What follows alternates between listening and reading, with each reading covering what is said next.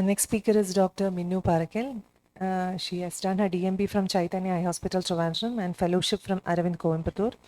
Currently, she is working at Chaitanya Eye Hospital, primarily at Trikakara, Kochi, and as a visiting consultant at Tripunithura branch, Kottayam, and Tiruvalla. Welcome, Dr. Minnu. Over to you. Thank you, ma'am. Thank you for the introduction. So, good morning, all. My topic is watering in children, evaluation and management. Epiphora is the overflow of tears onto the face, often due to an imbalance in the tear film. To understand its cause, we must first review the normal tear flow. Tears are continuously produced by the main lacrimal gland for lubrication and by accessory glands. The drainage system begins at the puncta, flows through the canaliculi into the lacrimal sac, down the nasolacrimal duct, and finally empties into the nasal cavity past the valve of Hasselbalch. Causes of epiphora in children can be classified into two main categories: increased production or decreased drainage. Increased tear production or reflex tearing is essentially the eye's response to irritation. Common culprits include infection, allergy, or presence of a foreign body. Critically, severe photophobia, as seen in congenital glaucoma, also triggers reflex tearing. Decreased drainage is where a true blockage or a pump failure exists. The most frequent cause in the pediatric population is the congenital nasolacrimal duct obstruction, typically resolving spontaneously in the first year of life. Other causes involve problems with the eyelid position or acute obstructions. Etiology vary with the age. Congenital duct obstruction dominates in infants, while acquired or traumatic conditions and the lid malpositions become more relevant in older children. Coming to clinical evaluation. When taking history, note the onset, duration, and laterality. Check if symptoms are intermittent or continuous. Ask about discharge, redness, vision issues, or light sensitivity. Inquire about family eye problems and any prior treatments, trauma, or surgeries.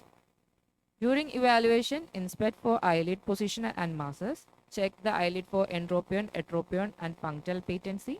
Examine the ocular surface and cornea and assess the nose for trauma or sinus disease. Investigations are tailored by age and findings. Most infants can be managed with clinical tests. Imaging or invasive procedures are reserved for non-resolvers and special cases. The primary test is the fluorescent dye disappearance test. If the dye remains in the eye after 5 minutes, it confirms a drainage issue. Schirmer's test and T-Bird may be done to rule out dry eyes. Lacrimal syringing and probing are diagnostic and therapeutic, but typically reserved for the operating room for children over 1 year of age. Other tests that may be required are corneal diameter measurement and tonometry if suspecting glaucoma, nasal endoscopy or imaging for trauma, masses, or in case of unresolved cases, conjunctival swab to rule out neonatal conjunctivitis. The differential diagnosis is broad, but every clinician must rule out the must not miss conditions. Congenital glaucoma is the most critical, presenting with the classical triad of tearing, photophobia, and lid spasm. You must also exclude a foreign body or a serious infection like orbitocellulitis. The most common cause by far is CNLDO, but conjunctivitis and other mentioned conditions must be considered, especially with the atypical age, persistent discharge, or systemic findings. Coming to management. For increased production, the management centers around treating the ocular surface or removing triggers. For infection like conjunctivitis or keratitis, prompt topical antibiotic or antiviral therapy along with the symptomatic care is initiated. Allergic causes respond well to antihistamines, mast cell stabilizers, or steroids when indicated. Environmental control such as minimizing allergen exposure forms an important urgent. When foreign body is present, it must be removed gently. Residual irritation is treated with the topical lubricants or antibiotic prophylaxis to prevent infection. Paradoxical reflex tearing due to dry eye is managed with lubricating eye drops, and in rare pediatric cases, punctal plugs or adjusting screen exposure as appropriate. Coming to management of decreased drainage. Since the NLDO is the most common cause, we will detail its age-specific management protocol. In most cases of CNLDO in infants, conservative management is preferred. This includes parent-led lacrimal sac massage, known as the Crickler technique, performed several times a day to encourage spontaneous duct opening. Lid hygiene is also advised to prevent secondary infection. Remarkably, over 90% of cases resolved by the child's first birthday. Topical antibiotics are used only for recurrent secondary infection. If epiphora persists past 12 months, or if there are recurrent episodes of dacrocystitis, lacma probing under anesthesia is considered. This is a simple yet highly effective intervention with good outcomes. It can be repeated after 4 to 6 months if the first probing fails. For failed probing or children about 2 to 3 years, silicone tube intubation may be offered. For probing, first the lacrimal punctum is dilated with the punctum dilator, then the lacrimal probe of adequate size is inserted perpendicular to the eyelid through the punctum and then quickly turned to follow the course of the canaliculus parallel to the eyelid margin. Applying traction to the lower eyelid laterally can facilitate easy passage. As the probe advances medially, bone will be felt where the tip encounters the nasal wall.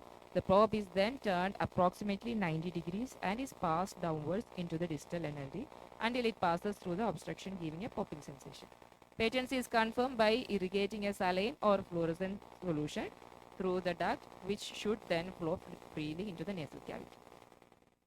For refractory cases, typically after 3 to 4 years of age or in cases with concurrent sinus pathology, a DCR is performed, which is an definitive surgical care. While CNLD dominates, the structured approach is needed for the other diagnosis. Acute dacrocystitis is a serious complication of CNLDO, requiring immediate systemic antibiotics, often in a hospital setting, if orbital cellulitis is a concern. Once acute infection is controlled, NLD patency should be addressed. Each anatomical problem requires tailored surgical or medical intervention. Puncture problems are managed with punctoplasty or stenting. Topical steroids may prevent scarring after surgery.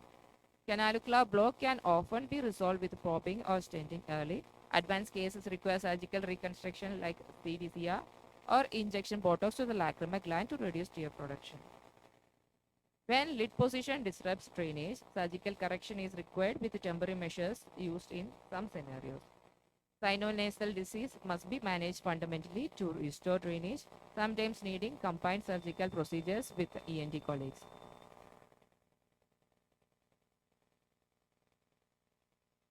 Any suspicion of associated neoplasm, craniofacial anomaly, or trauma-related obstruction mandates multidisciplinary input and tailored intervention. Urgency is critical in case of suspected congenital glaucoma to prevent irreversible vision loss. The symptomatic approach starts with classification. Always rule out the critical sight-threatening causes.